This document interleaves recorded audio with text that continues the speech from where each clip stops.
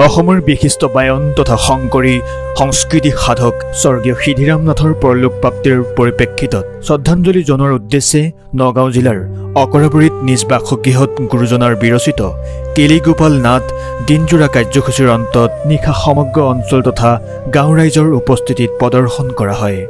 তিনিদিনীয়া বিৰল কাৰ্যসূচীৰ লগতে নাটখনিৰে সফল সমাপ্তি দেখিবলৈ পোৱা গ'ল। বায়নৰ গুৰু সিদ্ধিৰাম নাথদেৱৰ মৃত্যুত পৰিয়ালবৰ্গৰ লগতে সমগ্ৰ অসমবাসীয়ে শোক প্ৰকাশ কৰিছে। এই চেগতে টাইমছ গুৱাহাটীৰ তৰফৰ পৰাও জনালো গভীৰ শ্ৰদ্ধাঞ্জলি।